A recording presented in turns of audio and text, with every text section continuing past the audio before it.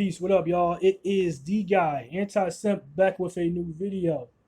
I want to talk about a post that the homie Proverbs made, and I was in, I was told I can make a video about this. So we've been talking for a long time about women and where they are in life. A lot of black women like to act like they are doing so much better than black men, but when you look at the graph, the data and the statistics, there we aren't that far behind them, even though they get a lot of help. They act like they're blowing us out of the water. So this leads to a lot of them, blowing their horns about black men needing to get on that level. And they've been doing this for a long time, man. They've been doing this for a long time, acting like they're doing so much better. We've been seeing this on social media for like the last 10 years of them acting like they're just doing so much better than us and that we just need to catch up. And we're really not even trailing behind them that far. We're talking about like maybe 5 to 10%. So the homie Proverbs decided to do a response post to this woman on TikTok in which she says that black men need to get on her level. She's 22 years old. She went to school and got her her degrees, and now she's making like $70,000 to $75,000, and she has her own car, her own place. So you'll see in the video. You'll see in the video. I probably already added the video, but you'll see in the video. So after you guys checked out the video, what do you think? Many black women have made her argument, but no black men have responded properly until now. To begin, all the black community, in the black community, any programs that exist are geared towards women. They're geared towards black children and or females, girls/women, and there aren't any programs specifically geared towards black males. Furthermore, black families traditionally invest more in black girls' success than black boys' success. So, once again, black females are basically receiving aid in ensuring their success. Also, affirmative action plays a hand in their employment. They're a double minority, they're black, and they're pretty much they're female. So this is pretty much one more incentive for companies to hire black women. Recently, Goldman Sachs announced cash benefits awards to black women, black females. And I'm providing a link to all of the articles below. You can check them out whenever you get a chance. These are the programs that that are aimed at helping black females. Thus, with all of this aid benefiting them, black women being more successful than us isn't an accomplishment. With this much aid, if they're not more successful than black men, it's only a sign of their failure. On social media, a white woman admitted that in corporate America, if she sees a black man around white men, she automatically gravitates towards the black man because she knows he has to be twice as thorough as his white counterparts to be basically in the same position. However, black women, despite being our counterparts, disregard this fact as it applies to them. Now, black women complain about not being able to find black men on their level. However, these black women do work around and socialize with a few black men at their level. However, these black men aren't choosing them. This is because women of other ethnicities understand how thorough a black man has to be at the middle management level. Thus, they gravitate to him. So, these men's dating options aren't limited to black women. Moreover, they explore their options. Thus, black women begin dating guys they begin dating guys less income affluent than themselves. However, they attempt to run these men. They look down on them because they make more money than these men. Unfortunately for these women, average value men do value themselves. Thus, these relationships fail. This causes these high value women to end up on team dying alone. Now, to dive deeper for women like the one in the video, what many men don't consider is the compounding effect of one's school's interest rates over time.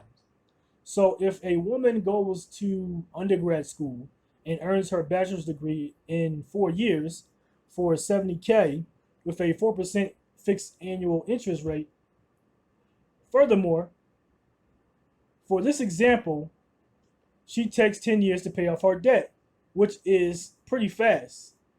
By the way, you can expect that she pays a total of $87,404.44 and 45 cents in student loans in 10 years.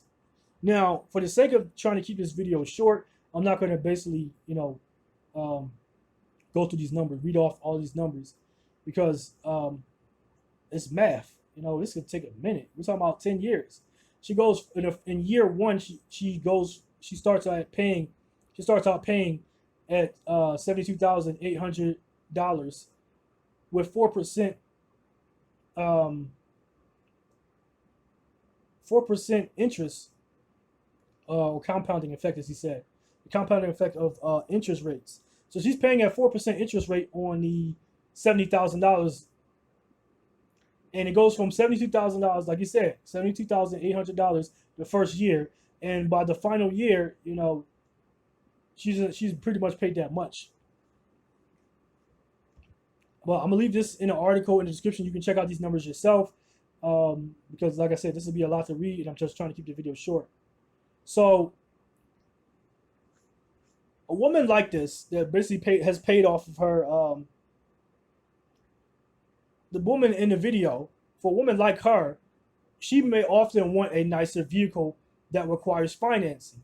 So you can also add that she's going to be, probably getting a car that's $20,000, and it's going to take her about 6 years of financing to pay it off.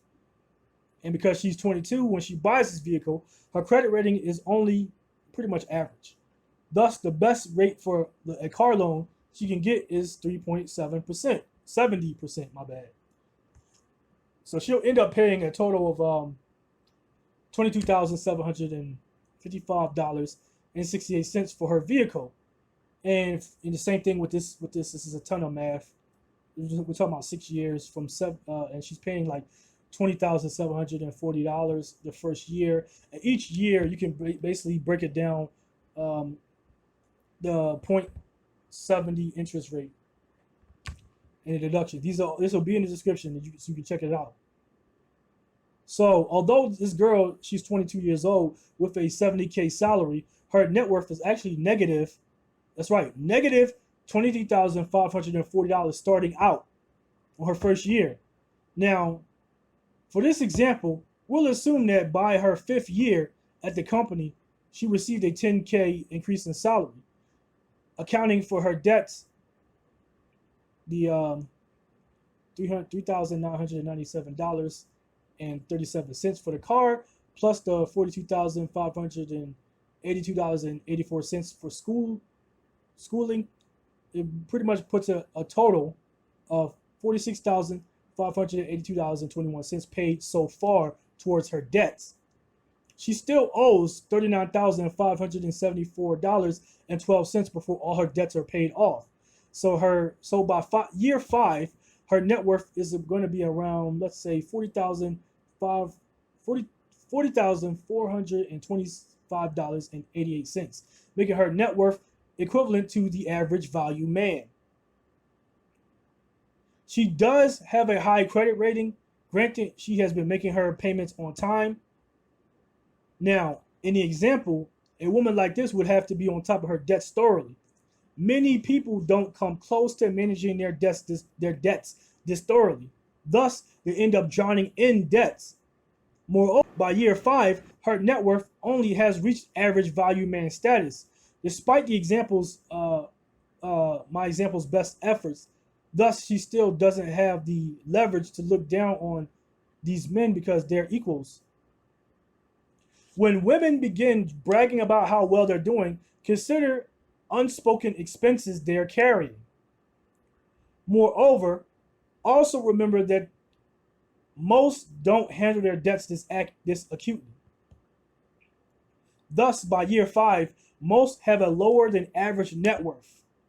Studies have already explained that most black women carry a negative net worth despite their incomes. And thanks to my breakdown, you know better. And you better understand why. Not you, but you better understand why. You understand thoroughly now why they make why their net worth is so low. Why people have said that their net worth is like $5 or less than $5 because people don't account for all the debt that they have.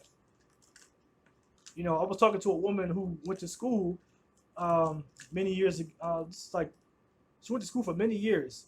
She graduated and I forgot what she was. She was like some type of sort of a medical assistant, and she was working during the pandemic, and she still had student loan debt. Here she was, a woman who was married for 4 years, and she's been divorced for 4 years. I believe she's been divorced for 4 years, and her ex-husband was getting remarried. She was staying at home with her parents because I'm not even gonna say she couldn't afford to live anywhere else, but based off of how she probably spent her money and the dudes that she was with, she probably accumulated a ton of debt that was hard for her to pay off. On top of the student loan, on top of having a nice ass car. She was averaging about $44,000 a year. What I found funny about talking to this woman is the fact that I brought up, what if she's dating a guy that worked at McDonald's, and she felt like, what could a guy like that do for her? And it was like, that guy is not in debt like you are. And y'all are pretty much equals. Granted, you make more than he does, but you are still facing debt, and you live at home with your parents. Meanwhile, he could actually rent a car, not rent a car, he could rent a room. And I did the math on his income. He probably making somewhere around $1,100 every month or whatever the case is. And if you were to subtract the 70, I'll probably say $500 a month for renting a room. No, he don't have to worry about utilities. He's doing a little bit better than her because at least he's on his own. Yeah, he's renting a house, or he's renting a room, and he has to be with other strangers, whatever the case is. When it comes to renting, he's still out on his own. He's still, and or if he was smart, he probably try to get down with renting a room with friends or whatever the case is, because then his money will go further. They each get a spot. Just say you got 4 friends, or no, 3 friends, and it's I might say 4.